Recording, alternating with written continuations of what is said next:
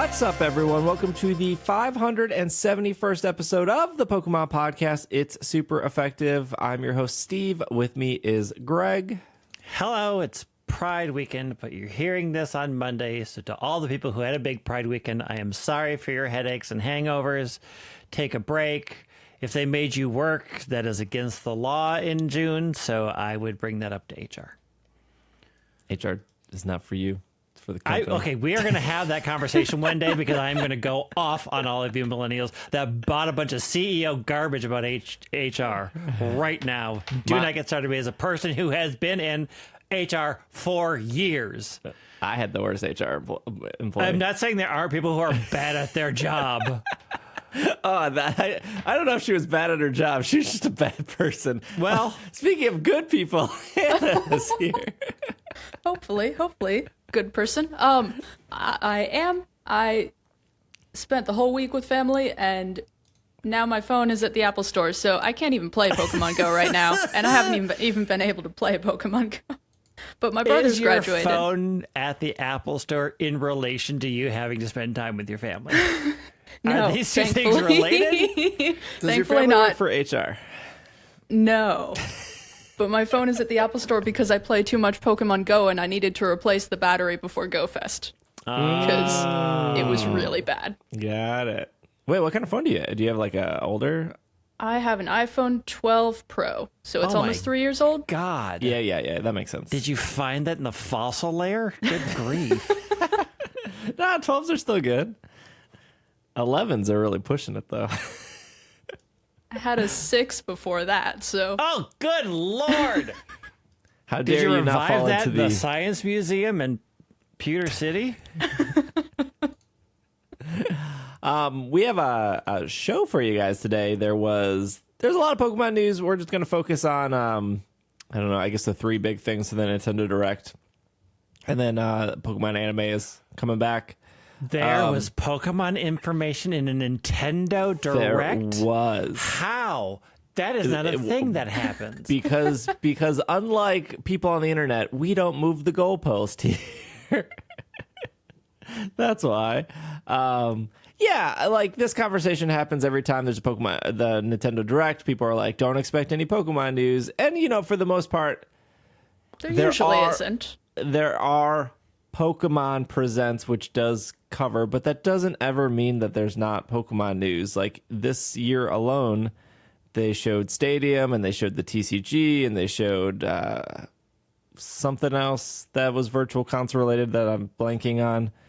And like that is Pokemon news. Whether or not you care about it, that's your own problem. But to be like, they never show Pokemon news, and I'm like, hey, they just talked about the TCG thing on Virtual Console, or no, it's not even called Virtual Console anymore. I don't even know what it's called. They're like, well, that doesn't count. Like, what? You said Pokemon news. Like, don't move the goalpost on me. No, main series by my definition, Pokemon news. That excludes things that I don't consider main series or add-ons. Yeah. Also, please sign this addendum so that you know exactly what I'm talking about and don't read the fine print. Thank you very much. So, yeah, there's... I mean, even when, my personal opinion, I guess we're going to talk about we'll start with, here, let's not start with the trailer, because I have my own thoughts about the trailer. Let's start with Detective Pikachu. That's where we're going to start off with, because that was probably the actual shocker. Getting a trailer for Scarlet and Violet, not that shocking. Not the shocker. Nor was anything very shocking in that trailer. No. But Detective Pikachu was shown off here. It says, this is the press release we have. During a Nintendo Direct, the Pokemon Company International and Nintendo announced that Detective Pikachu returns exclusively to the Nintendo Switch on October 6th. So hopefully, Janine and her calendar, we can rule out that there will be no DLC coming out this weekend. But hey... You never know. You never know. That is a leap that I am not along with right now. Didn't they released new Pokemon Snap, if I remember correctly, and that same weekend there was a brand new Berserker or Galarian Meowth Berserker? Yeah. I think it was Berserker. And that was frustrating. And if I was to actually look at the calendar, I'm sure there was a Pokemon Go event that weekend too. That's all in the past. Detective Pikachu Returns coming soon. This new title once again stars the one and only tough-talking, coffee-loving Detective Pikachu and his trusty partner, Mr. Tim Goodman. With the help of many other Pokemon, Tim and Pikachu work together to solve a series of incidents that are occurring in Rhyme City, a place where humans and Pokemon live side by side. Okay, I'm just going to preference this. The first Detective Pikachu game is 6 years old, and there was a movie. So if for some reason in the last 6 years you decided not to play Detective Pikachu, this is your spoiler warning, because it's been 6 years. You can't even buy this game anymore because the 3DS eShop is closed. I'm here feeling like I should have bought it before the eShop closed. You could probably find it at like a... The first one came out when I was living in Japan for 3 months, and that's a game you really want to buy in English if you're not great at Japanese. Yeah. And by the time I got back, I needed that money for college. So, I think never played it. Greg still has my copy. I don't know what you're talking about. I'll trade you Detective Pikachu for Pokemon Box. Hey, do you remember they released a 30? Hey, for the every listener, remember that Greg has my copy of Detective Pikachu. This is lies and slander. Number 2 is they released a $30 amiibo to go with that, Right. and that was a thing. Okay, so I was serious about this. We will be talking Detective Pikachu spoilers. Hannah, before we get to spoilers, and for somebody who did not play the first game, is this something you want to pick up? Do you have interest in? Also, I don't remember. I know you saw the movie. I don't know if you liked it or not. I did enjoy the movie. I've bought it. I've watched it multiple times since first seeing it. And yes, Greg has the copy.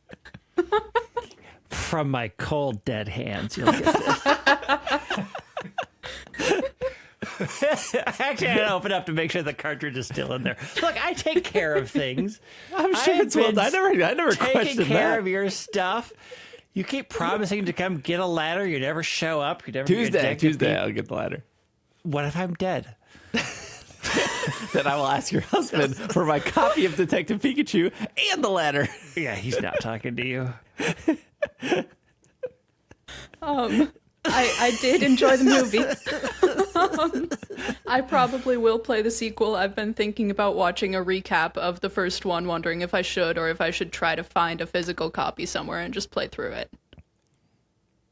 I will say I adored the first Detective Pikachu minus the ending. I thought it was a very fun. It was as somebody who liked the Professor Layton games. Detective Pikachu is like 2 steps below that. Much easier. It's much easier. Like the story is, if you watched the movie, you got most of the story with a better ending. Okay. The ending of Detective Pikachu just is like, so you're not going to answer those questions at all, huh? Okay, I guess. Because they needed the sequel, which for a long time looked like it was never actually going to happen. I don't know if they actually just like we're thinking we're going to leave this kind of cliffhangery because we know we're going to get a sequel, or if they just was like, we just don't want to answer these questions, period. They were the core questions of the game, though. I mean, I watched the trailers. Yeah. Oh, there's not a satisfying ending to that game. No. So Greg is right. If you watch the movie, I think the movie is a great version of that story, even though it leaves a lot out. There's like a whole festival at the end of Detective Pikachu that was, well, I guess they changed the festival. The festival in the game is like a nighttime festival. There is technically like a parade at the end of the first one. There's like a whole power plant thing in the game that they leave out, which was like there was like a cool Joltik in the puzzle. movie, do they go to the cruise ship? No, there's no cruise ship at all either. Look, Detective Pikachu goes all sorts of locations. Yeah. And you're like, what? How are we here? But like the game kind of has to add like more stuff because you need to like go to new environments and like do the puzzles and stuff. It's really great. It is a charming game that ends. The one mystery ends well. Like, you don't have any questions about the mysteries that you are trying to solve. The overarching mystery that they introduced, this is an Arrow serial type of situation. Yeah, we know there's questions. Are we going to answer those? Pfft, we'll see. Yeah, and so at the the one question in the Detective Pikachu game is like, you're looking for your dad, and I don't know when it clicked with me that like, oh, I think the dad is Pikachu. Like I don't know how far into the game I was before I was like, oh, this is because like the dad loves coffee, Pikachu loves coffee, and then when you get to the end of the game, Mewtwo's like about to ask your dad, aka Pikachu, if he wants to do the thing he wants to do.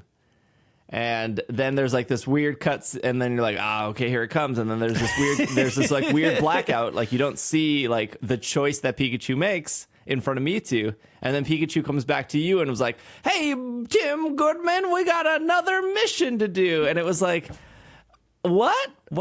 This is the end of the game? You decided not to answer the question, and we have another mission to an unannounced sequel that like 6 years later, here it is. But in the movie, that happened. Yeah. Pikachu turns into the dad. You're like, that was it. That was supposed to happen in the game. So I don't know if I never got the sense that, like in the movie, like Pikachu was the dad. I'm like, oh, this is clearly his Pikachu, and he raised it in very specific ways. And in the game, it is not as, I don't think they make it as clear that it is the dad as they do in the movies, obviously, because the movie really had to point towards that ending. And in the game, you're really hoping Mewtwo is going to answer one way or the other, like just say yes or no. And they do. They cut away, and then he comes running out, and you're like, and what? What even was the question? We don't even get to see the question. And what? Okay, and it has one of those endings where they left it open, and I think the way I felt was like they left it open for the possibility of a sequel, not that they were sure they're going to get one. Have you ever seen TV series that do that they sort of tie up so many every these days. They plot have line to, except for a few? Yeah, they have to leave a cliffhanger to try and get renewed. Right. I mean, that was a pretty big So I see the trailer. I think it looks good. Good as in like I want to play this. Graphically, it was a little like you were working on this on 3DS, aren't you? Oh yeah, it definitely looks like the 3DS game. And I don't know if that's like them really working hard to keep the style so they feel connected, but also you don't need to do that. We know they're separate systems. I felt like the scale worked pretty well for a Switch game. I mean, it didn't look like everything was too big or too small. No, I don't. If this game looked like Skyrim 7 graphically, I don't think it's gonna like sell more copies. It's just like yeah. I feel like when that trailer hit, you were either excited or you were like, I don't care. Like I don't know. I don't know how big the market of this game is, because even when I played the first one, it didn't when it came out in English on the 3DS, it just didn't seem like a lot of people really cared. Like a single player, very simple puzzle game on the 3DS seemed like a pretty limited audience, even with the Pokemon brand behind it. According to this that I'm finding online, as of December 31st, 2021, Detective Pikachu sold 14.93 million copies worldwide. That's what? Respectable sales. Yeah. That is super respectable. What?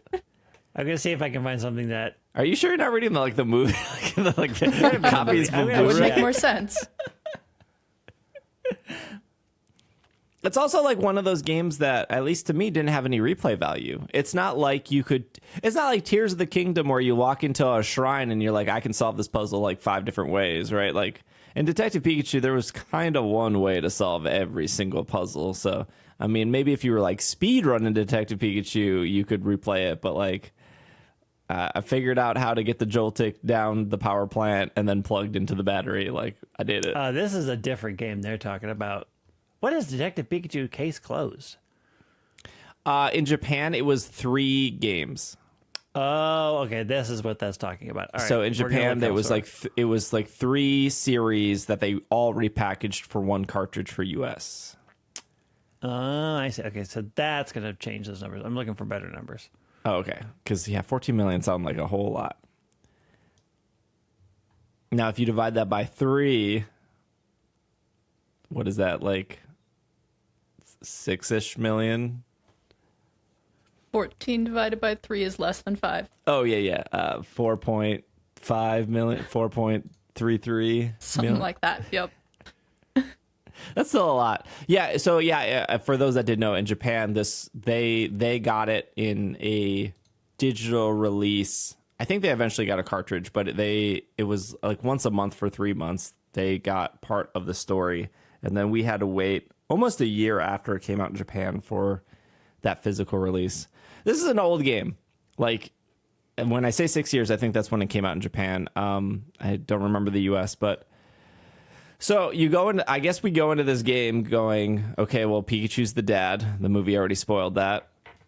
And hopefully at the end of this, the Pikachu turns back into the dad, but we're just solving another mystery, which is fine. It would be kind of great if they made it a twist and made Pikachu not the dad in the games, but they were heavily hinting at it during the trailer for the new one. Yeah. And I believe this game is made by Creatures, which is a division of the Pokemon company. And I do know I was following a guy on Twitter who was working on this game. And he was one of the English people in Japan working on this game. He no longer works for Creatures. He's working on that new farming game, pal. The fairy thing. The fairy farming game that they keep showing in every Nintendo Direct. I'm actually slightly interested in that. Yeah, it looked okay. Yeah, I don't. I'm excited for Detective Pikachu, but like I know also this is gonna be a $50 game.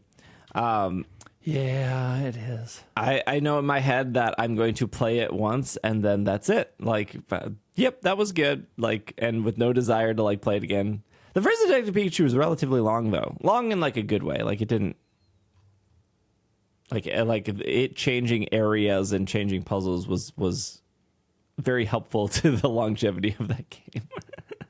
Makes it worth it, hopefully. Even if it's just once you play it, you know the story, and there's really no reason to play it again. No, there's not a lot of replay value. Can we talk about the best part of that trailer, which is the Slowpoke in the hat? Slowpoke in the cowboy hat? The cowboy-esque fedora hat. We can only hope that Niantic will put a cowboy hat on Slowpoke then and release it the same week the game comes out.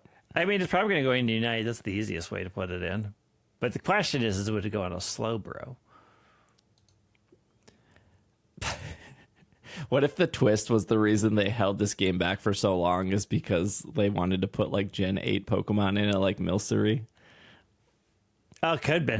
Could be. They're like, we need something more for the cafe. We need cafe-type Pokemon. We know some are coming up, so we're not going to do this game until we get it. The Milcery animation took 3 extra years. That's why we're just getting this game now. Yeah, they've had some time for that. All right, there are no good places that have numbers for this game. I think the problem with the number stuff, that's why I was shocked. I was like, I don't think that 14 million is right, is because we've never gotten digital numbers.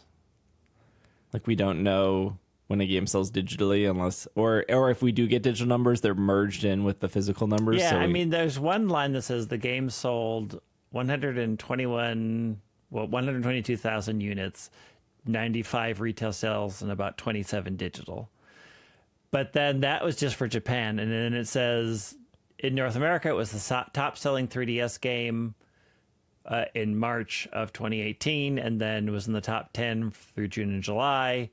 It did great in UK, but there are no numbers attached to that. It being the number one game was also still pretty surprising. I mean, generally it was well received, but like it's not great. Like most people just put it in the middle of the pack. I mean, it is a middle of the pack game. Like there's not a ton of replay value. It is it's down the path that the game wants you to go. But it's an enjoyable little trip. Yeah, it sounds enjoyable. It sounds amusing. It sounds like it's a good way to spend time for a little bit, and then you're done. $50 seems like a lot. Yeah. It seems like a whole bunch. Also, we have to. I completely forgot about this, but when Pikachu starts talking, I was like, "Oh yeah!" Like he has that like rough and gruff voice or whatever, and then I completely forgot that people made Danny DeVito jokes for months when the first Detective Pikachu came out, and was like, they should have got Danny DeVito. And then I forgot that was a thing with the movie when they're like, we're casting Ryan Reynolds, and people were like, they should have got it. And then all those jokes came back. Oh, and of course they did. I was like, oh yeah, I forgot that you guys really took this joke and dug it into the like just this is the only thing you got going now. And you didn't play this game. It's fine. Dedicated fans started a petition requesting American actor Danny DeVito as the English actor for the titular character. The petition gained 40,000 signatures, but DeVito declined to audition for the role, saying he's never heard of Pokemon. Yeah, we talked about this on the show. Oh, yeah. where Ryan Reynolds came out and he was like, I really want to do this movie because my daughters love Pokemon. And then Danny DeVito was like, I don't care about that series. Like, why would you want an actor that doesn't care about the series you care about to do like? Also, sometimes voice actors are better than big name movie actors when it comes to voice acting stuff.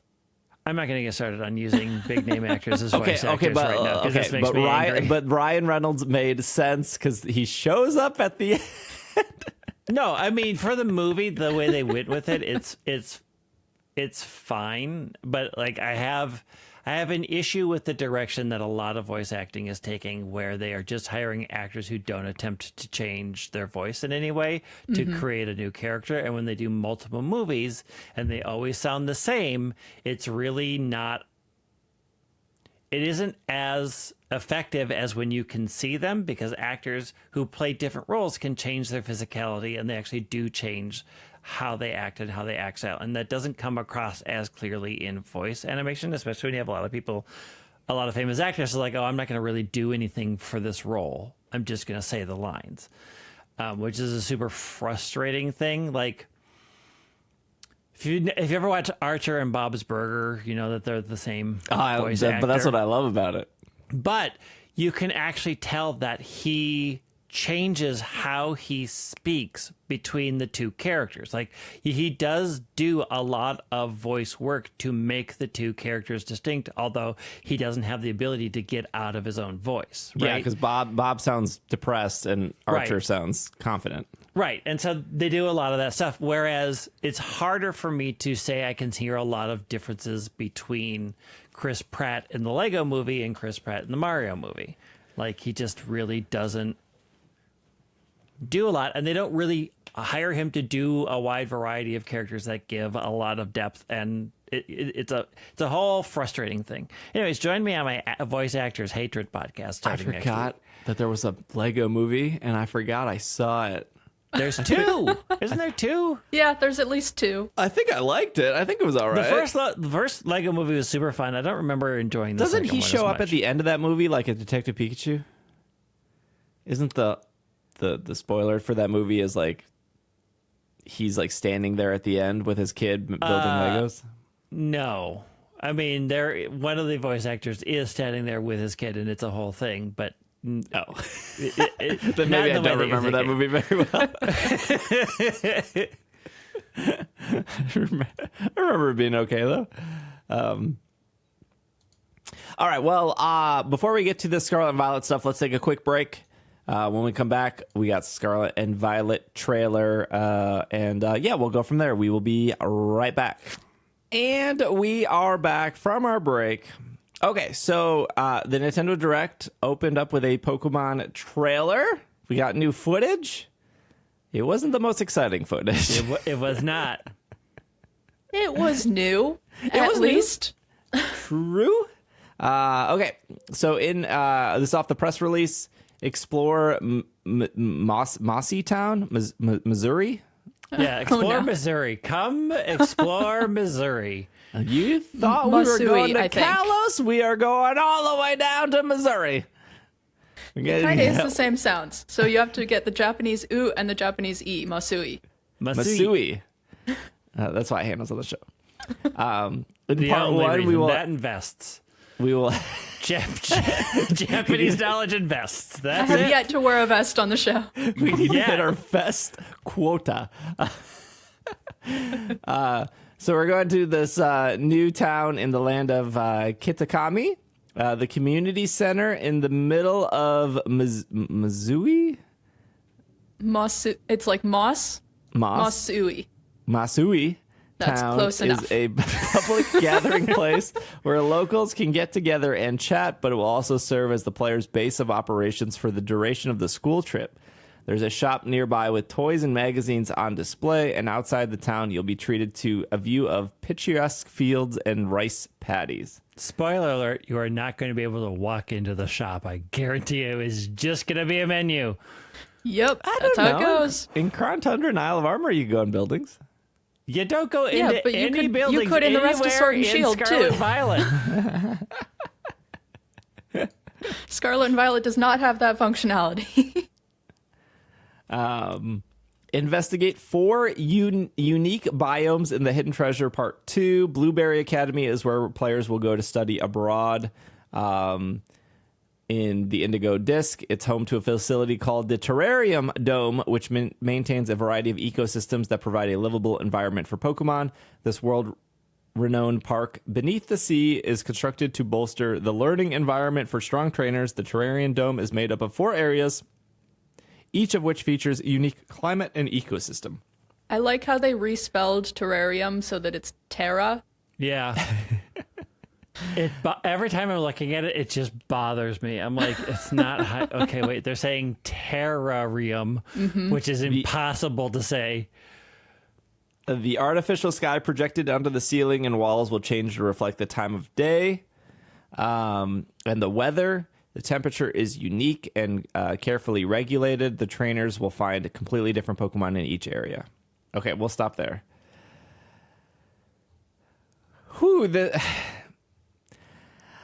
Okay, here's a thing that I feel like I need to remind myself all the time.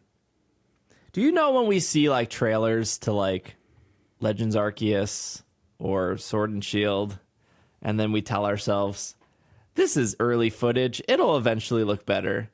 And there is like comparisons of like, oh yeah, it looks better. Like this area has like 3 more Whoopers now and like more grass, and here's the side by side. But then like play like Legends Arceus and go back immediately after you're done playing and watch the trailers. They were not lying about anything. What they showed in that trailer was like, oh yeah, that was it. Like you showed your hand. And so when they showed this, I couldn't help but think like, oh, okay. Oh, I was all right. Okay. I mean, it looks like the rest of the game. It does, yeah. And maybe that's my fault for wanting more. Yep. It looks like the rest of the game. I was expecting Masui to look a little bit more Japanese. Like the buildings look Japanese and there are rice paddies, but the world, the natural features all just look like the rest of Paldea. Yeah. Yeah. I think maybe that's my complaint. I didn't know how to put that into words, and I think you did it perfectly, Hannah, where it's like when they went to go show the first DLC, I expected like a Japanese forest almost. And maybe that does exist, but I was like, oh, this just looks like Paldea. Yeah, I mean, the festival looks plenty Japanese because they were able to make all of the new buildings and all of the decorations and all of that. But once you get into the wild, all of the pictures we've seen, all of the screenshots and trailers, everything except for the rice paddies just looks like Paldea. Yeah. I think they wanted to draw the line where it feels like it's in the same world, so it doesn't feel like you've gone to like a completely different game. But I think they hedged their bets too far and kept it way too close to or they just didn't want to make that many new assets. They also didn't want to make that many new assets. I mean, which is fine. I mean, the thing is, if you think about it, like there's an entire bamboo forest for no reason in Paldea. Like it's just there, that whole area. So like even with the existing assets, they had enough there to be able to reconfigure them in a way that made it feel much different than the mainland. And I can see like the thought process of going, well, that's going to feel like it's too incongruent, right? Like you have gone somewhere that just doesn't fit in the world that I was playing before. The whole point is you're going somewhere else, right? But and this so is I think they worried about that too much. I think they needed to lean into that more based off of what we saw in this trailer, because the trailer was like, yeah, is it a new land? Is it a new town? Like, I guess the buildings are a little different and there's other Pokemon, but other That's than about that, it feels like this could have just been dropped in the middle of Paldea and we would have been like, oh, where'd that town come from? Yeah. The second DLC, I guess we'll jump back and forth, looks way better. Like they show those characters. I think that the biome terrarium thing is a cool concept. I don't know if it's going to be like a Super Smash Brothers things where like the terrariums like change. I don't. You remember that map in Smash where like you're like fighting and then it goes like away. a Hunger and then Games. Yeah, that would be cool. I mean, I doubt that. I kind of hope that they brought back on some level, the old Safari Zone where you could put things in to make your own unique areas in the Safari Zone, which was like one of the only good things in Heart Gold, Soul Silver. And so it'd be interesting if they added that here, that you had the ability to swap out amongst the terrarium types to bring in an interesting way to make unique and diverse Pokemon show up. I do not have that sense that they did that from the trailer, because they did say the other thing you get that from is maintains a variety of ecosystems, and they say there's 4 areas and the trailer shows very specific ones. So the only way you would think there might be more is from their press release saying a variety, because 4 isn't much of a variety. If 4 you get right is down a to variety, though. I mean, I live in a city that has 5 quadrants. So, no, 6 quadrants now. So words mean what they want them to mean. Yeah.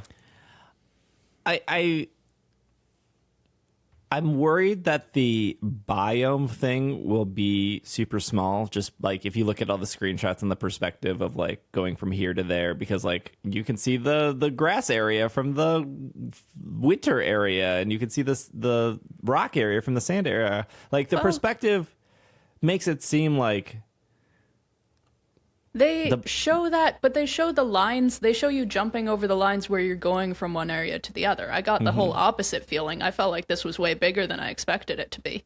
Okay. Yeah, I felt like it looked a little small. I wonder if the biome stuff, my first thought was like, because they show Alolan Executor, I was like, I wonder if the biomes are like areas where you can do the regional evolutions. Like if you stand here, you can do Alola. If you stand here, you can do Galar. This did exist in Sun and Moon, by the way. I don't know if people know this, but in Ultra Sun, Ultra Moon, if you flew into an Ultra Wormhole, you could evolve, execute into a regular Executor, because you weren't technically in Alola anymore. And I don't know if anywhere in Galar had that. No. Not that I can recall. Not that I remember at all, no. But yeah, in Alola you could. I mean, Yeah. that was also the first game, so there wasn't a whole lot. And you also needed to have the Ultra version of those games. Yeah. I think both looked fine, but neither area was like, I'm super excited for this. But then again, I felt that way for Crown Tundra and Isle of Armor when they showed them, where I was just like, okay. And it wasn't until actually moving through them that I understood what they were going for better. So it's really hard for me to make an actual judgment call on how fun I think they're going to be. Like, I was having this conversation with somebody else where I was like, if you already are against Scarlet and Violet and that game is dead to you, I don't think there was anything in these trailers to change your mind. I think they still looked a lot like Scarlet and Violet, and if you didn't like it, these DLCs aren't necessarily going to convince you to. Like, the DLCs added a lot to Sword and Shield, but arguably didn't radically alter those games. So if you didn't like them, they weren't going to suddenly do something that made you overjoyed with them, but they added a lot to make the games better. And I think that same thing is going to happen here. I don't think if you hate Scarlet and Violet, these two DLCs are going to suddenly make you love the game. We'll see how big the battle features are in the second DLC. I feel like that may be of interest to some people who have kind of been turned off by Scarlet and Violet, but also just, harken back to Sword and Shield. Sword and Shield's DLC did feel different. The vibes were different between the two DLCs and the main game. These both just feel like more Paldea. Yeah. The DLC in Sword and Shield had walking Pokemon. That's what every Pokemon fan on Twitter wanted. They want Pokemon to follow you. That's why it sold so well. Come on, basic 2+2 Basic here. tutorials. Again, like, I think I was hoping for something to be revealed, like the Dynamax Adventures, like that. They're not far enough yet. We're not close enough for that yet. Type of thing at least hinted to in here, and it's not. No, this is just showing gameplay. This is is just showing what it's looked. This is looks just like. a showcase. So I think there may still be more to come that might get people more excited. But overall, it was just okay. I agree with what you said, Greg, about how, like, I don't think this DLC is convincing anyone that maybe already dislikes Scarlet and Violet, although they did sell a lot of copies of Scarlet and Violet. They did. It's true.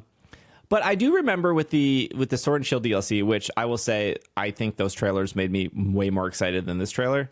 The thing that I frequently heard was, especially with the Isle of Armor, was this is what the wild area should have been the first time. Mm-hmm. And that did stand out to people, of like, just being in the Isle of Armor felt like, what if that middle chunk of Sword and Shield was this? Yeah. And I think they did that right. And I don't think like it took them a year or took them 8 months to get to that point. But like that, I guess that's like the minor ounce of hope I have here is like, whatever they're showing is like, this looks like more Paldea, but like, hopefully something's right. Yeah, I mean, I have hope because Isle of Armor did ultimately feel like a better version of it. And we did not get that sense from the trailer. And so I think it is possible from what they're showing us that we aren't seeing the same sort of Isle of Armor area change. So it's like, it's hard to really make a judgment call. Which, I mean, some people could argue for a teaser trailer, then you sort of not met the goal. I don't know. I'm hoping that we will at least get another more expanded one closer to the actual release. I think it's somewhat clear, given the general vibe of the trailer, that I think the first DLC was supposed to come out during the summer. Oh yeah. Oh yeah. And 100. it's not. Like, This is a summer festival. This is Yeah. a Japanese summer festival. Yeah. There is no way this was intended for any other season than the summer. so it's interesting, given that in the light of our arguments of they should delay things. I think it's pretty clear that they are delaying the release of this DLC. Oh yeah. 100%. And I'm wondering, like, my speculation was that they wanted to put it out in the summer, but they realized that they really had to fix a lot of things in the base game before they could do this. And I think the continuing problems they're having with raids are symptoms of them trying to fix things, which is why this was clearly delayed from summer into fall. And I'm wondering if, based on that, we are going to see some more improvements in the games when the DLCs actually hit, or if it's really they're trying to get the game into a much better state to make transition into the DLC seem more flawless and connected. I Well, am we really. will get to raids breaking again. Yeah, we'll get there. But what were you going to say, Hannah? I am really curious how much of these new DLCs are going to focus on features versus story. Yeah. Because I feel like these ones are focusing more on story than Sword and Shields were. This is more of an extension of the story than we got in the previous DLCs. And so I'm not sure whether they are focusing more on that and making it less of a focus on new features, or whether we're still going to get new features that they just haven't shown yet because these are Yeah. really early on trailers.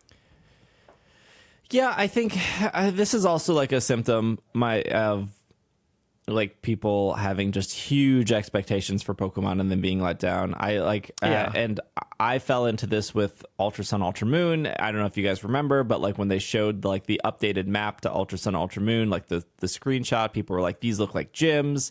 Like, remember in Sun and Moon, there was a bunch of construction sites. They're actually going to get turned into buildings in Ultra Sun, Ultra Moon. Like, none of that happened. Like, the only buildings Ultra Sun, Ultra Moon added were like these bad photo booth things, and I don't even remember what they did. Like, there were no gyms. Like, there was nothing like super wild or twisty about that kind of stuff, which is like, that doesn't mean Ultra Sun and Ultra Moon are bad games. I think they were well worth the $40, but I even with like Legends Arceus, people are like, I can't wait for the DLC. Like, we found like a player's house, and like maybe this was like, none of that happened. Yeah. So I don't want to be like, oh my gosh, these DLCs are gonna really pump this game up to the next level, because I think the thing that could pump this game up to the next level is just like fixing the frame rate, fixing the raids, like just making what we are playing now a more, just like fixing the quality of life of what we have right now is like what I would prefer over more slightly broken stuff. Like, Yeah. like I literally had it. I did what, 30 Gimmighoul Raids, and all of a sudden my like little icons on my map were in the center of my screen, just like floating around, and I was like, oh, I thought we fixed this issue. Like, I haven't seen this issue in 2 months, and now I Yeah. have to hard reboot my game because I just came out of a raid. I've been standing in the same spot just connecting to raids over and over, and I come out and all of a sudden like my north indicator is above my character's head, and like these games are just still broken. Yeah.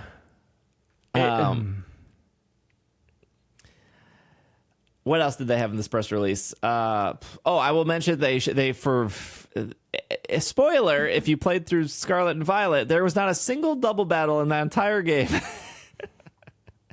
This trailer shows a double battle. This trailer shows the double battle. So there you go. That's cool. But it's in the second DLC, so it's going to be a while till we get there. Yeah. New characters are revealed. Among them are Cryano. It's either, is it Cyrano? Cyrano. Okay. It's close to Crypto. Founder of the Director and Academy, and Lacey is a student there. She's the only student in the entire school. Having heard rumors about players and their adventure, Cyrano visits Paldea to invite them to an institution as an exchange student. It seems that they are a longtime acquaintance of Director Clavel. Lacey is a second-year student at the Blueberry Academy. She is a reliable person who shows the player around the academy when first arriving. Her Pokemon battling skills are apparently nothing to scoff at. All right, this needs to be said. Just because he has a Honedge scarf does not mean there is a new version of Honedge coming. They pulled this with what's her name and the toxic butterfly in her hair. Mm-hmm. It is just a style choice. Mm-hmm. What about his scarf is Honedge? The end of it. The end of it. Oh, I maybe I have a bad picture of him. No, you're on the same website. Yeah, I guess I don't see it. The swirl. The swirl? The blue swirl at the end of the scarf? The blues? Am I looking at the right picture? Are we looking at the old guy? Yeah. What swirl? What are you looking at? He has like a Pokeball on the middle of his scarf, right? Or his That's tie? his tie. And then Oh, okay. around his neck, under the lapels, is a long black scarf, and it is a Honedge scarf. I don't see the bottom of his scarf, though. It gets cut off by the image. Oh, you go to the Pokemon website and go to the DLC characters. Oh, okay. Sorry, I was still on the press release website. My bad. Got it. My bad. Yeah, and then they don't talk about the other two characters with the weird hair. They showed off a couple more characters, but Oh, I see. I was looking at his in-game model. Got it. Yeah, no. The picture right below it I was looking at. Yeah. I mean, she also has... I can't place which one right now people were saying about what Lacey was showing off. But again, these are just style choices. yeah, they are cool ways that Pokemon designs are integrated into the fashion in the Pokemon characters in ways that we can't get in Pokemon Center clothing, apparently. Correct. You're telling me that Iono didn't have a Magnemite on her team? Yeah, no, she did. Even though she had Magnemite in her hair? But she has them in her hair, but they're her precious children, so she doesn't send them into battle. Got it. That makes sense. Yeah, they don't talk about the people in the trailer with the... Not at all. They're not even on the character list in the website. I'm like, they have they're names. missing people. They say their name in the trailer. They The first do, say and they don't have them here. Introducing some of the characters, only two of which we feel are important, Cyrano and Lacey. Also, like, what do we battle? Why are we battling people? This is the same issue with, like, the Crown Tundra and the Isle of Armor. Like, we're all level 100. Like, are these NPCs going to be level 100 too? Are they going to take away our double Pokemon? battles. They're trying to finally introduce double battles into the game. Finally, after all these years, double battles are finally a thing. It I does mean, seem there like the were- Blueberry Academy focuses on battling. That's, I think, been said. Yeah, I mean, there was technically level scaling. Well, actually, there was technically level scaling in Scarlet and Violet if you had less than 8 gym badges. What was it? It was like if you didn't beat Leon, everyone in the Crown Tundra and the Isle of Armor was like level like 25. Yeah. And then if you did beat Leon, everyone was like what, like level 65? Level 60. I think it was 65. 60 or 65, yeah. Which is like a form of level scaling, sure, because like, you know, if you have 3 gym badges, you could go over to the Crown Tundra, you could still have a great time. Like, that's cool. I don't know how you fix that problem, because you also don't want to like tell your players like, oh, you need like a team of at least 70 to go over here. Like, that's not fun for somebody who just bought a DLC to be like, oh, I can't even do that. Like, all my friends are doing that and I can't go there. Does co-op work over here? These games have co-op, by the way. I know like 4 people tried it. The co-op is fun. I will stand by that. I enjoy it.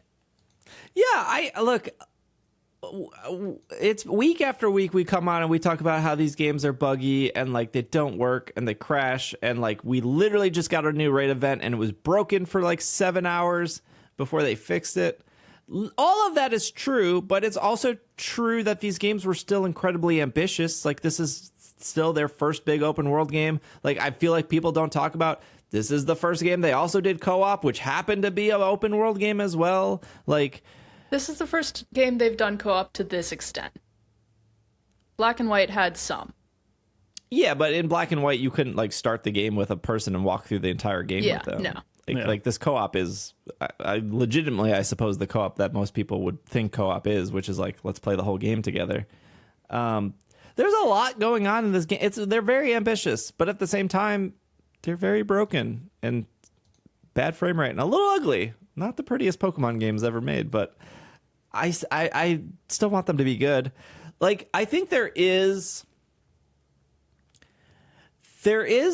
something in gaming. I don't know what it's called. I'll use two examples. There are two games we talk about all the time. We'll bring up the first game, Final Fantasy 14. Yeah. That game was so bad when it came out that they literally they had an event in the game to destroy the entire world, and then they took like a year and a half off, and then they relaunched it. And now it is this game that people absolutely adore and love. Yep. Like, they literally launched the worst game ever. They admitted it was bad. and then they relaunched it. Another series I've done this, you've never heard this game before on this podcast, was Destiny. The first Destiny got very mediocre reviews, like a lot of 6 out of 10s, a 7 out of 10s. Every single review was like, there's something special here. This game is just not good right now. Not it. And when they released The Taken King, which came a year later, every single review was like, you need to buy Destiny now. Now is the time to play. They fixed everything we've been complaining about for the year. Like, Destiny is good again. Now, you know, that Destiny has had some bad expansion since.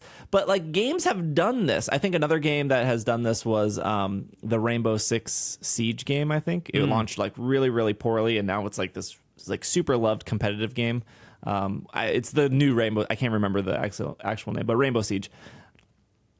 And I want that for Pokemon. I want that so bad for Pokemon. I want like the DLC to come out and for everyone to be like, they did it. They fixed everything for Scarlet and Violet. This is the time to come back if you purchased it. This upgrade is a 1,000,000% worth it. Like, if you haven't tried a Pokemon game in the last 5 years, now is the time to jump on. I want that so bad because I've seen so many. I've listed 3 games, but there's a ton of games that have done this, that have made this like miracle. Another one, No Man's Sky. I bought No Man's Sky. I regretted that purchase. It wasn't even like 2 hours into that game, and I was like, oh, I just burned $60 so badly. Oh, I wish I could return this.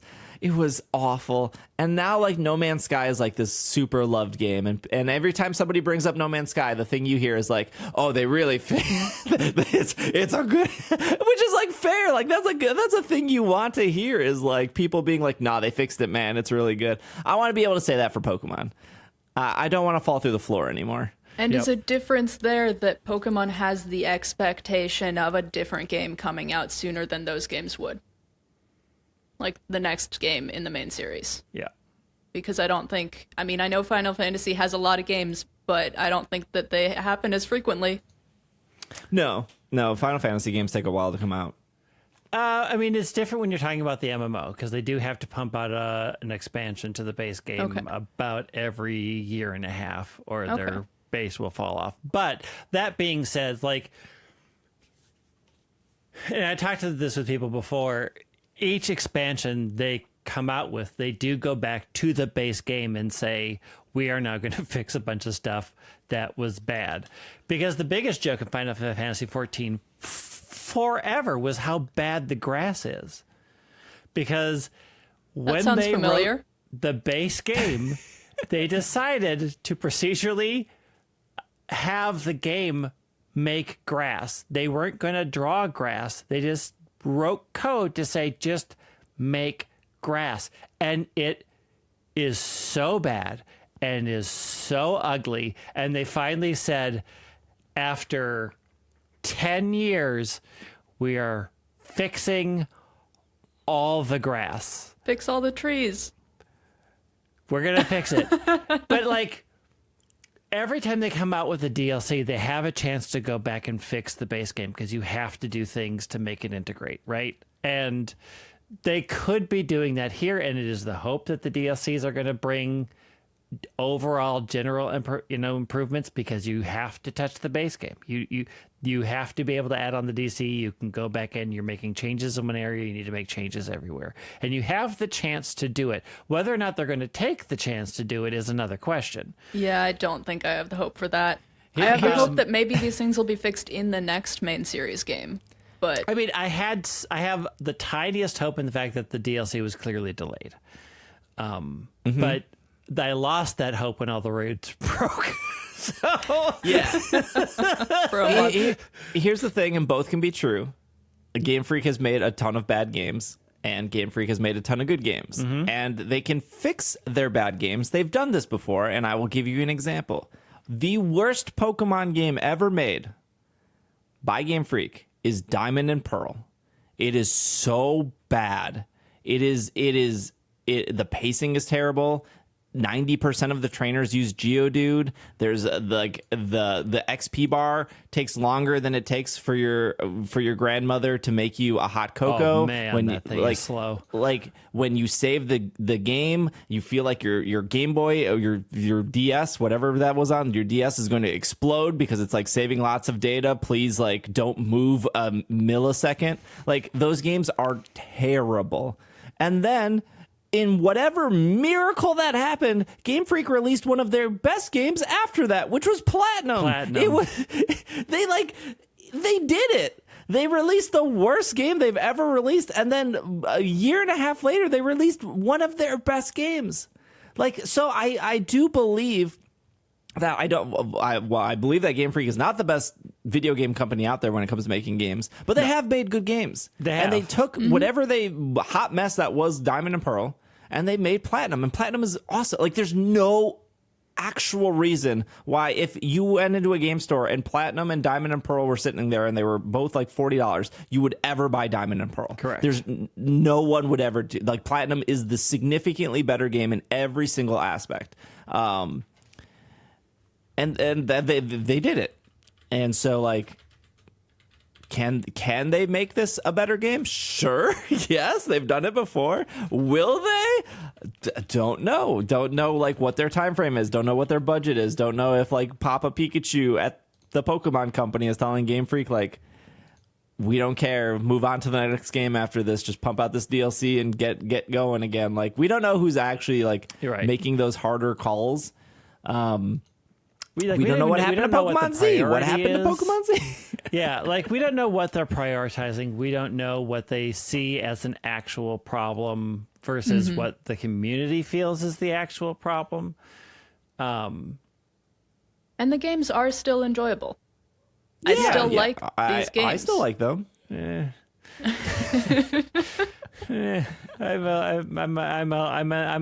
in a rough patch with them. I really don't play Scarlet and Violet at all, and I recently restarted Sword, and I'm like, man, I love these games. That's the Pokemon effect, though. You always hate the current game, and then 5 years later. I mean, I love Sword and Shield when they were there. No, I did too. I really like them, but going back to them, and I'm like, this is just so much more of what I've wanted, apart from the fact that the routes are just hallways. If you love hallways, let me introduce you to a game called Brilliant Diamond Shining Pearl. You can go into they a really whole leaned into the hallways, underground hallway system. But other than that, like, all the characters are enjoyable, the buildings are enjoyable. Like, I'm back in that world, and I'm so happy knowing that I'm full well I'm going to be disappointed by the story at the end. Thankfully, I know how the stories end, so I'm prepped for how bad it is. But that is much more of the game that I want. And when I go into Scarlet and Violet, and I'm just like, I can't with this game. Like, I do the raids when they're special, and then that is going to be the extent of me playing these games until the DLCs. And I hope the DLCs change it, but I don't know that that's a thing. Well, speaking of raids, let's take one more break, and then we will talk about these Gimmighoul Raids, and then just end with a little bit of anime news. So we will be right back. And we are back from our break. announcing a Terra Raid battle event featuring chest form Gimmighoul starting Wednesday, June 21st. What's the end date here? July 2nd is the end date. The chest form Gimmighoul appearing in this event will have various Terra types. You will be able to find them through 1 to 5-star raid battles. If you challenge the ones in the 5-star raid battle, you'll have a small chance to encounter a shiny chest form Gimmighoul, which does not appear during normal gameplay. And then there was a new mystery gift code for, I think it's 10 nuggets, 10 rare candy, 1 friend ball. That's up on my Instagram and Twitter and stuff like that. If you want to redeem those, which I think those end July 31st, so you got plenty of time. So brand new raid event. This kind of makes sense why Delphox or Rillaboom didn't show up yet. I don't know. They could still show up, I guess. They have done events at the same time. Yeah. Oh, yeah. Janine likes to schedule everything on top of one another. So we're 7 months into this game. This is our first shiny event in Sword and Shield. It took 2 months to get to our first shiny event, which was the Magikarp for New Year's. And it broke. Specifically, if you were a Scarlet player for some odd reason, you just couldn't connect or you would disconnect. And then if you were a Violet player and had a Scarlet player join your game, it would break for you. Now, if you happen to get 4 Violet players together, it was issue free.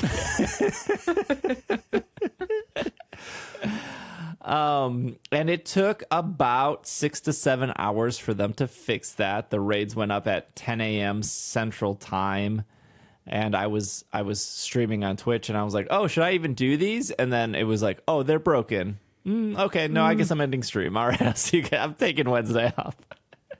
But they got fixed, around 5, 6 o'clock. They did an emergency push update thing. How did they what we just came off a month of it wasn't a month, it was 3 weeks. We came off 3 weeks of no Chestnut and no Iron Tusk and Great Horns with whatever their names are. I love Great Horns. That's actually in the DLC. Great Horn and Iron Tusks. Those are the spoiler Pokemon video. We just got off of those raids. They were broken for 3 weeks. It took you 3 weeks. I don't know if it actually took you 3 weeks, but it took to your audience. It took you 3 weeks to fix these raids, and then the next new raid event is broken. Yeah. In a whole different way. I don't understand. They should just give this series over to Ilka, who knows what they're doing.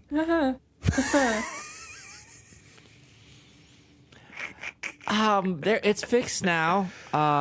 Okay, so the other news is they turned Gimmighoul shiny event. People are very excited. How's them odds? Before we get to the odds, I will say this: I love Sword and Shield, so I will always go to bat for Sword and Shield. Don't get me wrong.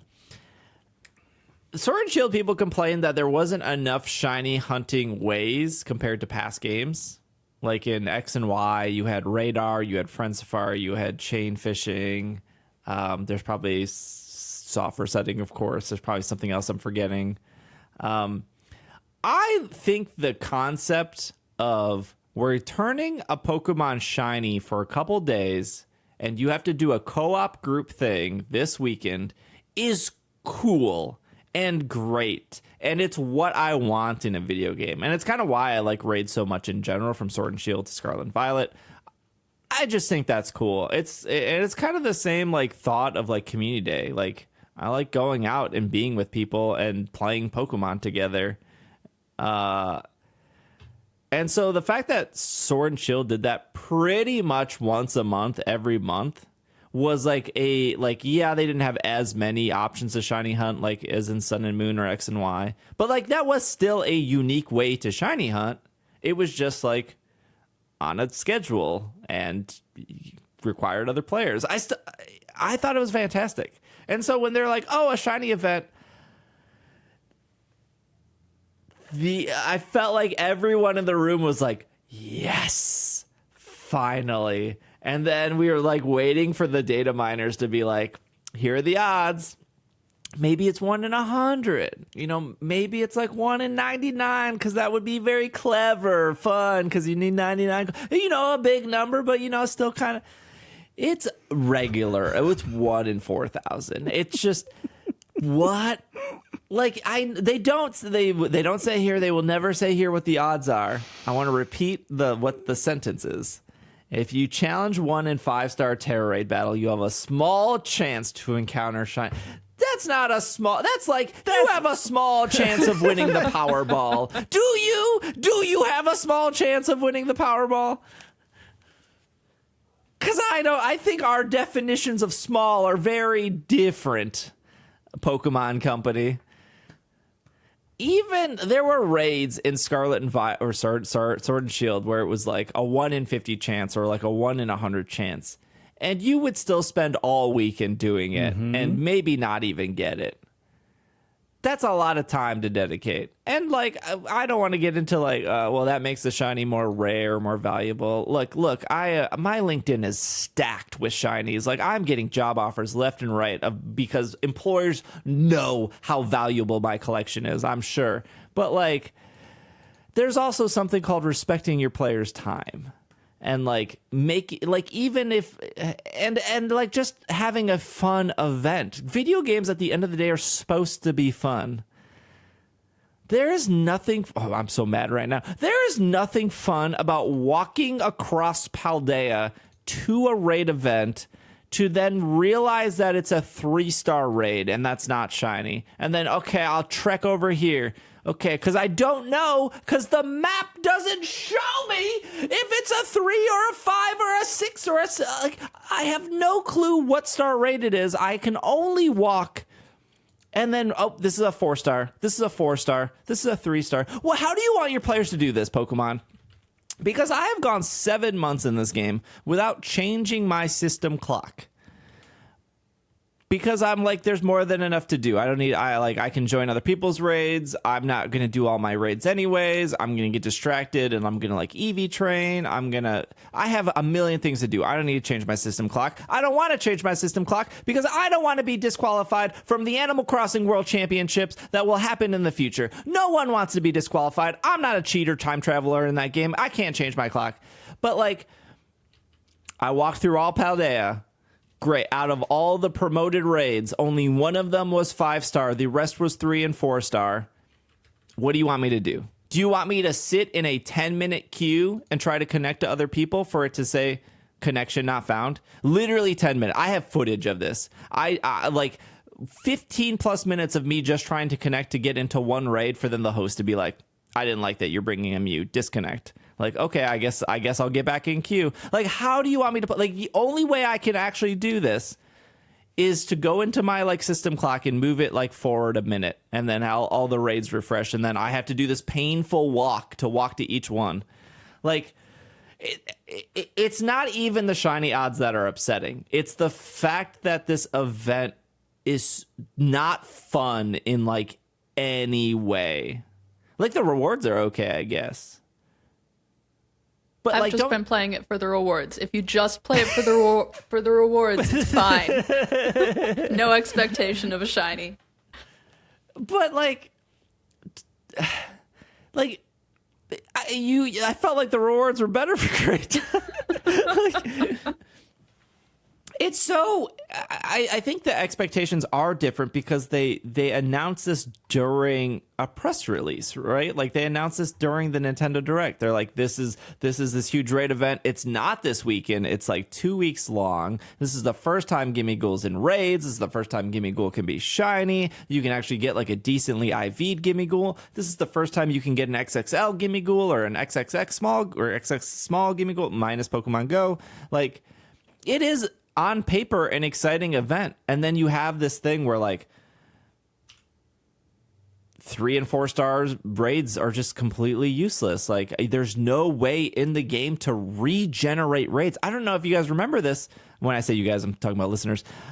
In Sword and Shield, not only could you check like I play a lot of Pokemon, I understand I'm in the minority, but in Sword and Shield, every single day when I would play, I would check every single raid den in the main game, the Crown Tundra, and the Isle of Armor. I wanted those watts. I was addicted to watts.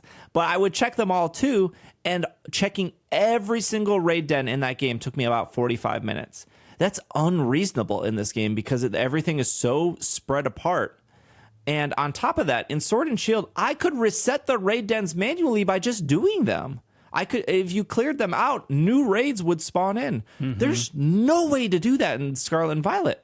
Like, I can't even like pay a person to be like, hey, can you like refresh all the raids because they're bad. I like literally, I don't think the intended gameplay is to be like, well, open up your system clock and move the date. Like, what? Like, I don't think that's how they want us to play.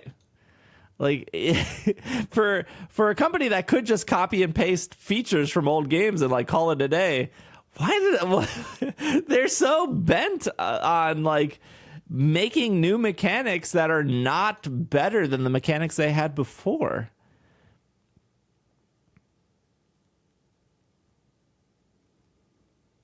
There's an audio. If you're watching the video version, Greg and Hannah are speechless. If you're listening to the audio version, I mean, what do you want me to add? Like, yes, that. Yep. Like, there are frustrations with how Scarlet and Violet does things. This isn't helping. The thing that stood out to me the most, I'm going to call out one of my mods, one of my friends, Steele. She's great. She came in to my stream and she was like, I was excited for this event, and then I heard everything wrong with it, so I went back to play Diablo 4. And I was like, that is everything in a nutshell. Yep. Like, if you are making a new event, it should be fun and exciting enough to pull you away from a current game that you're obsessed with or that you're enjoying playing. Like I wanted to play Diablo 4 last night. Didn't work. Servers were down. So I went to play Apex because it was the last game I played on my PC. But I had like a good time because I was like, oh, there's a new event in Apex. Cool. Like, this is great. Like, I didn't know there was a new event. I'm here for it. I might actually go play a little bit of Apex tonight because there's nothing about this event that I feel like would draw a player in and be like, oh man, I gotta get these 1 and 4.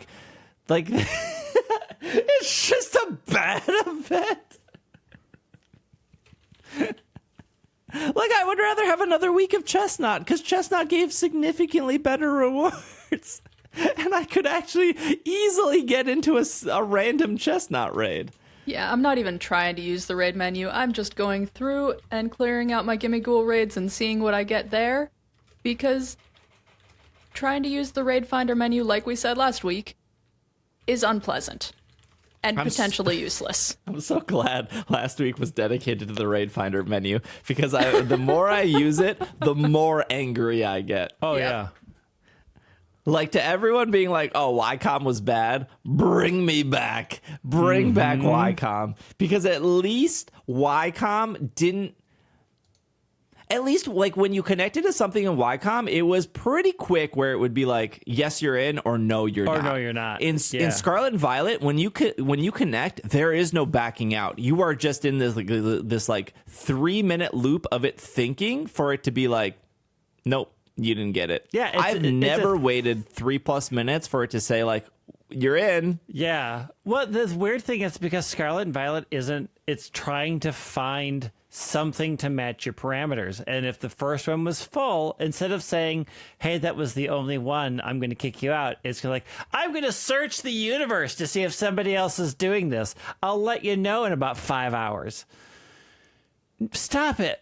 Free me from this pain. There's not even a cancel button. I can't even cancel. I can't even cancel. I can't even say I didn't even want that one. I hit the button by mistake.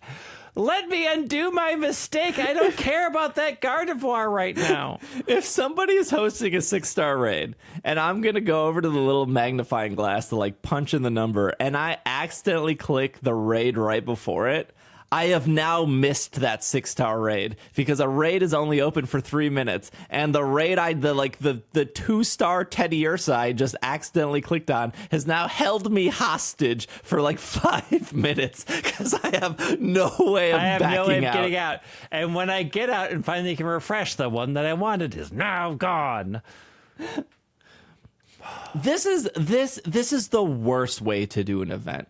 If this was like truly an event, like, again, it has nothing to do with shiny odds. It has to do with like, make them all 5-star, make the reward slightly better, give me a way to refresh them, like fix Ycom, or not Ycom, fix what, I don't even know what it's called, Poke Network. Fix it so I'm not sitting in a 10-minute queue to try to connect. Like, But no, they had to fix the raids themselves instead. Because they broke. The raids launched broken. Now that being said, like, I think the reason I brought up the Sword and Shield stuff is just because an old game did something doesn't mean like a new game has to like do it as well. Right. So like, just because we were so accustomed with shiny raids every month in Sword and Shield doesn't mean like we should be getting or we should expect shiny raids every month. But I don't blame any fan or anyone who has purchased this game to not have somewhat similar expectations of like, okay, well, if I grind out raids all weekend, there's a small chance I'll be able to get it. Small chance meaning like if I put in the work, I'll be able to get it. Or if I like at least give this game a couple hours every day, I should be able to get it. Or if that doesn't, like, you go buy a scratch off at your gas station. You will have better odds than, like, I think there are some scratch offs that are like 1 in 100 and you win like $5. You will have better odds than this. And I do get that there's like, you know, if somebody does stumble upon one, they can back out and they can like invite people and stuff. But that doesn't suddenly make this raid event more fun. No. And again, I think the thing is like events should be fun. Yeah. I was interested until, again, I saw it's 1 to 5-star, which you can't see on this map. Yep. Mm-hmm. And then the shiny odds were normal. And I'm like, I don't even like this thing. I don't. And then I would need to do 4,000 of these to become at odds. No. Okay, I don't have a job right now, but I have a life. I'm not going to sit in there 8 hours a day scamming through Gimmighoul Raids to be like, now's the time to get the one. No. That's okay. That's not even the 1 in 4,000 isn't even like the bad part, because I can crank out Gimmighouls no problem. The bad part is like walking across Paldea to even like it's so frustrating to be like, you just have to fly to the nearest fly point. Yeah, and then you you get there and you're all like, the fly points. and then you're like, oh, this is 3. Oh, this is 4. Yeah. Oh, this is another 3. Yeah. Like, you spend more time outside of the raids than inside of the raids. And let's talk about this. 3+ years of sword and shield raids. You go in, it sparkles. Yes. Like, Gimmighoul doesn't have the best shiny. It goes from gray to white. But by the way, this Pokemon hides in a chest. You can barely see it. And there's no sparkle in this game. Like, the average person, that probably wouldn't even matter because they'd play this game for like 40 or 50 hours and then put it down and maybe done like 6 raids, and the likelihood of them finding a shiny in a raid is 1 in 4,000, right? So like, you're promoting this as a shiny event with a pretty bad shiny. Not the worst shiny, pretty bad because it's tiny Pokemon in a chest hiding. You didn't think that like maybe there should be a sparkle animation? Why didn't you copy and paste that for a franchise that loves to copy and paste? Like, I'm just commenting. They always copy and paste. They sure didn't copy and paste that. That's for sure. They did like, not. Why do they not sparkle when you were fixing the the broken raids, you should have like emergency updated like a sparkle animation or something. Like I just don't get it. Why even like, I think this raid event would have been good if you just didn't turn it shiny. If you would have just left it non-shiny and just been like, hey, there's a Gimmighoul Raid event. It drops a bunch of nuggets. If they didn't make it being potentially shiny the point, everything else would just be a fine raid event. Like if it says you have a small chance of encountering shiny form Gimmighoul, let me reword this for you. If you challenge Gimmighoul Raids, you will get a good chance of getting a bunch of money. There. Just drop a bunch of nuggets. And people would have been like, yep, this is great. Cool, I can get a bunch of nuggets. Like, you turning it shiny and having all of these other, can't see what star the raids are, got to walk to each one. Your network thing is a nightmare. These launch broken, the shiny. Like, this is just a terrible event. It sucks. I'm sorry, it's bad. And I figure eventually shiny Gimmighoul will come to Pokemon Go, so getting that shiny Golden Go will probably be possible through there. Until the community day in 2027. I don't know if it'll be a community day. It might just be an occasional event like Meltan is. I don't understand either, because like when you compare the Pokemon to Meltan, which is a great point, where they like turn on and off the shiny for whatever reason they have for that. Like it still feels obtainable. Mm-hmm. Like, oh, I got to play 30 minutes a day, and like, okay, I didn't get it on Monday, I didn't get it on Tuesday, I didn't get it on Wednesday. Oh, cool, I got it on Thursday, great. Like, I'll do it again on Friday. Oh, didn't get it. Oh, cool, I got it on. Like, it feels like it's asking you 30 minutes of your time every day when that event comes around. Mm-hmm. And like most days you don't get it, but the day you do get it, you're like, cool. Yeah, and on the it. days you don't get it, you can't go for any longer. Right. Yeah, and I think Kecleon and Painter Dog. Smeargle are the other Pokemon whose shinies Painter are Dog. locked occasionally. Words escape me occasionally. Sorry. Painter Dog for 500, Alex. You know, Painter Dog is a better name. What is a Smeargle? There's Painter Those are Dog, the shinies there's that Doe turn Dog. on and off. I thought There's Kecleon was AC/DC always Dog. on. Kecleon might be always on at this point. Yeah, I mean, you but gotta Smeargle is find one. definitely an on and off. Painter Dog is definitely not Yeah. available as shiny right now. I hatched 2 shiny Relicanths during the Hoenn tour. Full disclosure, by the way, Niantic did give me free incubators for that event because I think incubators are a big scam. They gave me, I don't even know, they think they gave me like 10 or 15 free incubators before the event. So I was Normal or hatching a lot. premium? The premium, the purple ones. So I was hatching a lot of 10K eggs. I ended up hatching 2 shiny Relicanth, and I traded a shiny Relicanth to a friend because they had a shiny hat Pikachu, and I collect the Pikachus, and I had 2. And the last day of the Hoenn tour, the last like 10 minutes of the event, somebody's walking by and they're like, shiny Kecleon, trading shiny Kecleon. And I was like, what do you want for it? And she was like, you got shiny Relicanth? And I was like, done. And I made that trade instantly because my thought process was, I already have the Relicanth registered in the Pokemon Go Pokedex, right? Mm-hmm. And then I have 40 shiny Relicanth in Pokemon Home because chain fishing was a thing in X and Y. So what do I need this for? What value is this adding to my LinkedIn profile? Nothing. None. You know what is valuable? I knew it was going to happen. They turned Kecleon shiny, and now it's impossible to find. I have find 5 normal Kecleon to get Jirachi. Yep. I have found 1 since. Isn't it 10? I'm on that step 2. I'm I on don't even pay 5 attention because to it. I have the premium ticket. If you went, if you went to Vegas, you only have to find 5. Okay. If you didn't go to Vegas, it's 10. I regret nothing about that trade. That trade was perfect for me. I'm very happy with. I'm going to walk with my shiny Kecleon tonight. Anyways, this raid event was bad. And eventually you will be able to get a shiny Golden Go through Go. I am almost certain. Oh, yeah. I'm certain too. I'm not too worried about it. I just wish the event was fun. I just wish it was like exciting to do. It just feels miserable. Final bit of news here is part 3 of Ultimate Journeys. The series is now on Netflix. This is the final. This is leading up to the battle.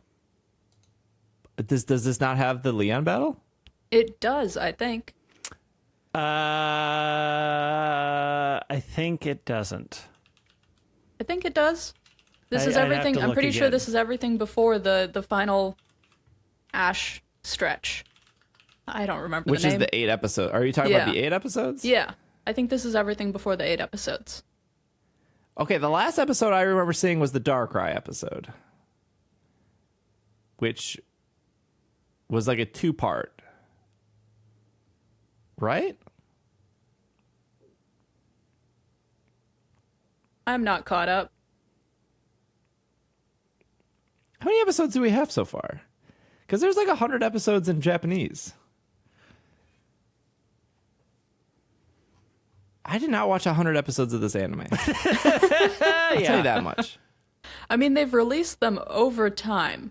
It's been very chunked out. Yes. Okay, so Nightfall Nightmares and A Midnight Summer Night, those that had Darkrai and Cresselia. Yep. That came out January 21st in Japan, 2022.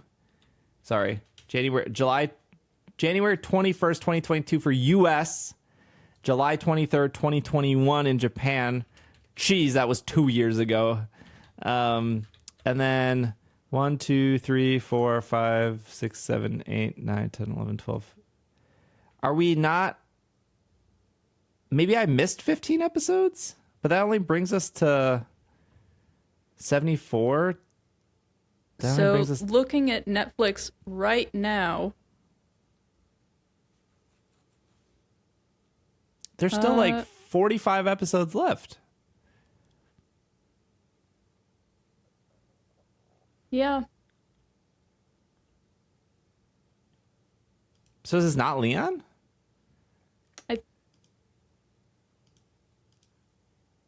I thought that it was. All of the press releases made me think it was, but I'm not.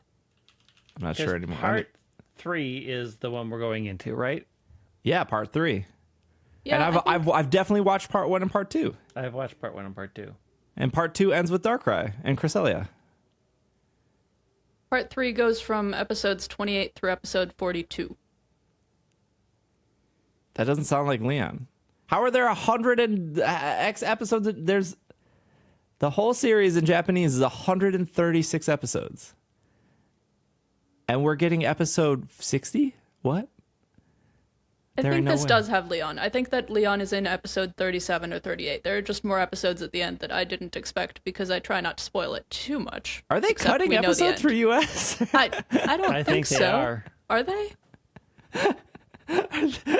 Oh, well, Ultimate Journeys was separate from Pokemon Journeys. Oh, you're right. That's the difference. Yeah, You're that right. always confused me on Netflix. There's Pokemon Journeys, Pokemon Master Journeys, and Pokemon Right. Ultimate Journeys.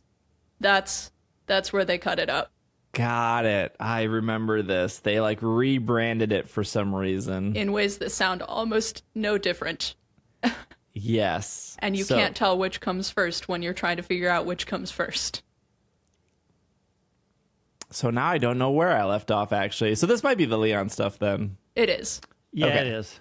Got it. I'm looking at the episodes Yeah. in part 3. Yeah. Because part 2...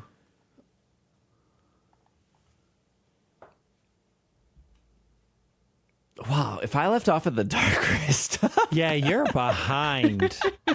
You're way behind. Because part 2 ends with... It's probably because they were like, oh, we released part 2. But I was like, I already watched that part Yeah. 2. But that was a different part It was 2. a different part Yep. 2. Yeah. The last... So part 2 ended with the Iris Cynthia Masters 8 battle. Oh, okay. I just want to watch the Masters 8. I don't care about anything else. Then you want to pick up part 2... Okay. Episode, boy, Oh, I do remember the 24, I Alcremie think? stuff.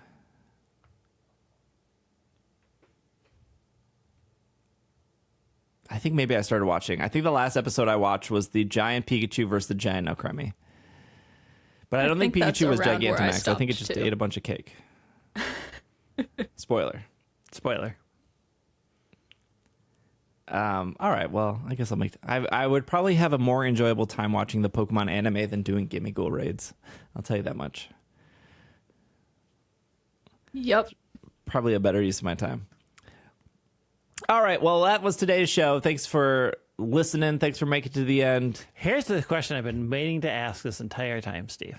Oh, okay. Yeah. Have you gone and celebrated Grimace's birthday yet? Oh, you better believe I have. I knew there was one person who would have gone and celebrated the now queer icon Grimace's birthday. Yes, I did Grimace's birthday meal. It was a 10-piece nugget, large fries, and the Grimace shake. I mean, how is the Grimace's shake? It tastes like, you ever have a wild berry Pop-Tart? Yeah, I think I know that reference point. Yeah, it kind of tastes like Vaguely. that. It just, like, wild berry doesn't really taste like any berry. It just kind of tastes like all of the berries. It's roughly berry flavored, yes. Yeah, it's roughly blue and red flavor. Yeah, it tastes like that. It's okay. I would get it again. But yeah, it's fine. I don't know why they needed a whole celebration for a purple shake, but marketing. Because it is Grimace's birthday. It's true. Beloved character. I want the Hamburglar's birthday next, please. But for his for the Hamburglar's birthday, they should have it be like a salad. Here's another question that I'm testing your McDonald's knowledge. I have 26,000 points in my McDonald's app.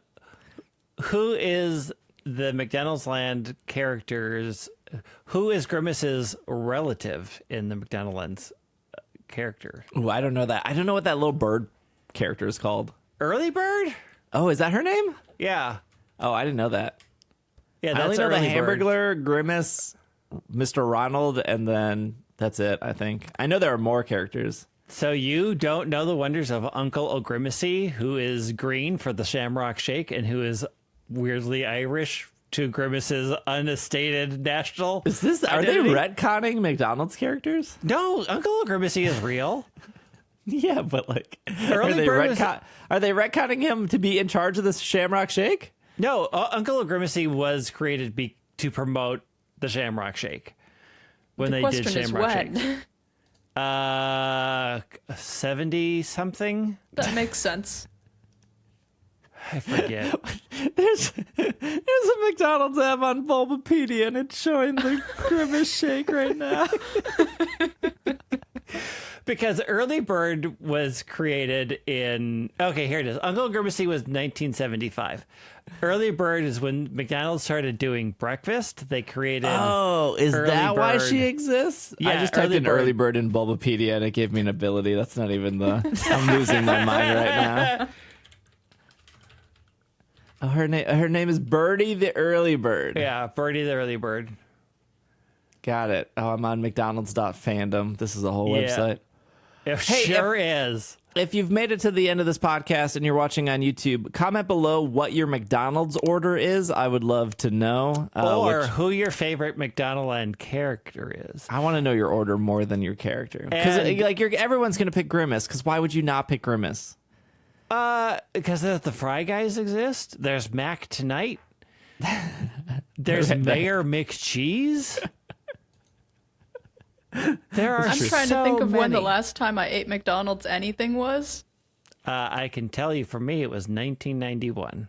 You want to go to McDonald's, Greg? You got to get the Never. Grimace Shake. Never. It's I his asked- birthday, Greg. Yeah. Like, if I went over to a person's house that I'm like, you make terrible food, I'm not going to be like, I'm going to eat your food for your birthday. I'd be like, hey, let's go out to somewhere that I want to go to. I'll treat you for your birthday because I'm not eating your disgusting food. You wouldn't even get the shake? No. It's not food. It's a beverage. It is food. What It is- would you it would is- you not even go to McDonald's to get like their Coke? We all know that they got better Coke. No, I'm not going to McDonald's. I'm not giving McDonald's my money. I got a gift card. Okay. Spend it on yourself. I'm not going to deprive you of the only meal you'll eat. I had McDonald's last night. It wasn't that good. It never is that good. Sometimes it hits the spot. No. Yeah, I've sometimes heard it it's hits better the spot. in It's other like saying countries. when I'm drunk, I like White Castle. I think I ate McDonald's when I went to Spain. I think it's better in other countries. It probably I is. had McDonald's in Germany. It slapped.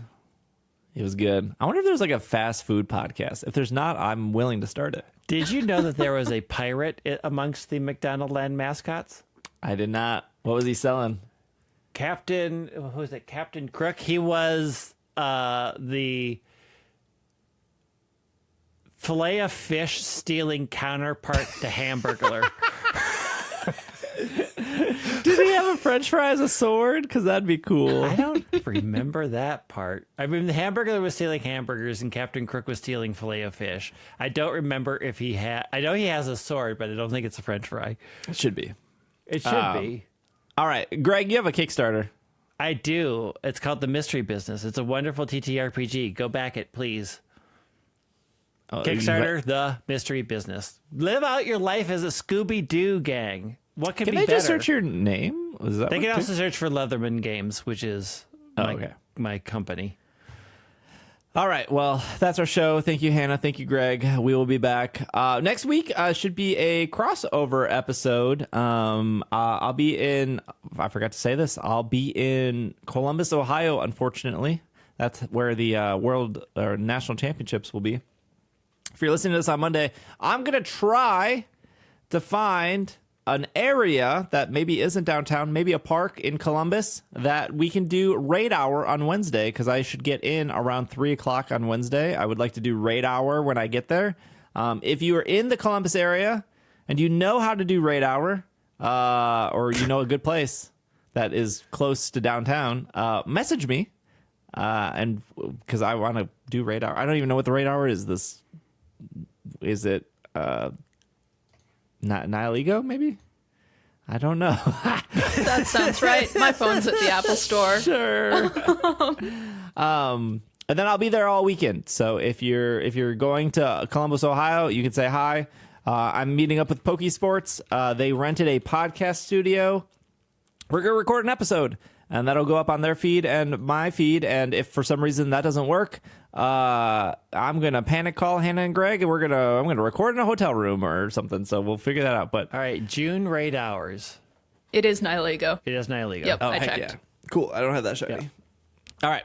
We'll be back next week. Thanks for listening. This has been another episode of the Pokemon Podcast, and we are Super effective.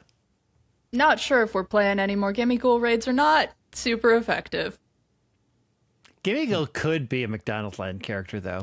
If they introduce a line of string cheese, that design's going for it right there. I think they had string cheese at one point. You They get had a the lot- Happy that was Meal. that whole healthy, give your kids apples Yeah. instead of fries, which was never going to work. Oh, their apples are good, though. They're apples. They do make them a little different, if I'm remembering. They from as sprinkle a them with kid. sugar, just like their Yeah, fries. they're super sweet. That's why I like them.